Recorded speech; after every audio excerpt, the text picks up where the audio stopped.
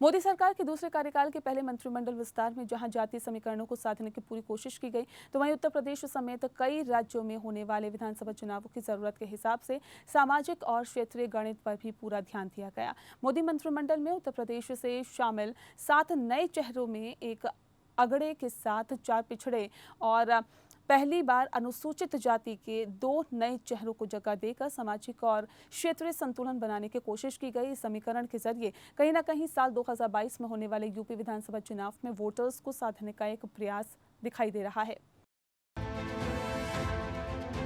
उत्तर प्रदेश में अगले साल होने वाले विधानसभा चुनाव से पहले प्रधानमंत्री नरेंद्र मोदी और गृह मंत्री अमित शाह ने मास्टर स्ट्रोक खेल दिया है। बात अगर यूपी के परिदृश्य में करें तो प्रधानमंत्री नरेंद्र मोदी ने चेहरे तो अपनी टीम के लिए चुने, लेकिन पूरा ध्यान उन खिलाड़ियों पर रहा जो उत्तर प्रदेश की चुनावी पिच पर बीजेपी के लिए जमकर बैटिंग कर सके। यही वजह है कि बड़े नामों के बजाय सामाजिक समीकरणों को प्राथमिकता दी गई। 3 पिछड़े, 3 दलित और 1 ब्राह्मण बिरादरी के मंत्री के साथ ही बीजेपी ने क्षेत्रीय संतुलन भी साधा।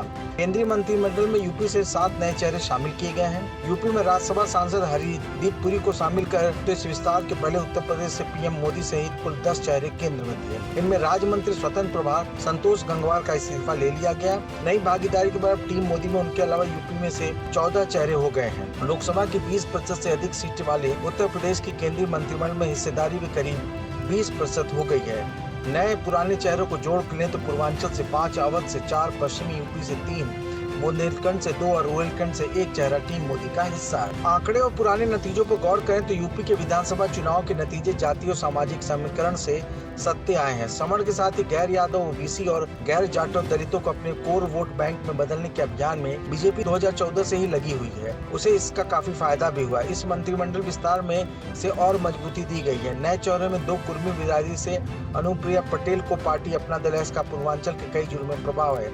इस बिरादरी से आने वाले संतोष गंगवार को हटाया गया तो पंकज चौधरी को जोड़कर उसकी भरपाई भी कर दी गई। इस तरह बदायूं के रहने वाले बीएल वर्मा लोध बिरादरी से आते हैं। मध्य यूपी के कई जिलों में इस बिरादरी के वोट निर्णायक हैं। मोदी मंत्रिमंडल के 3 मंत्री कौशल किशोर, भानु प्रताप वर्मा और एसपी सिंह बघेल धनगर बिरादरी से आते हैं। साल 2014 से ही गैर जाटों के वोट बीएसपी से छिटक कर बीजेपी से जुड़ा है। SC/ST की उपजातियों की भागीदारी मोदी सरकार में और बढ़ गई है। इस तरह अजय मिश्र टेनी अवध क्षेत्र से आते हैं। इस इलाके में केंद्रीय मंत्रिमंडल में ब्राह्मणों की पहले कोई भागीदारी नहीं थी। केंद्रीय मंत्रिमंडल में यूपी से शामिल 7 चेहरों से इतना तो साफ है कि बीजेपी की नजर अगले साल उत्तर प्रदेश में होने वाले विधानसभा चुनाव में सत्ता वापसी पर टिके है। इन 7 नए चेहरों के माध्यम से एक तरह 2022 के चुनावी चक्रव्यूह के 7वें यानी अंतिम दौर को तोड़ने की कोशिश का संदेश बीजेपी ने दिया है। इस विस्तार के बाद केंद्रीय मंत्रिमंडल में प्रधानमंत्री नरेंद्र मोदी सहित यूपी से अब सबसे अधिक 15 मंत्री हो गए हैं।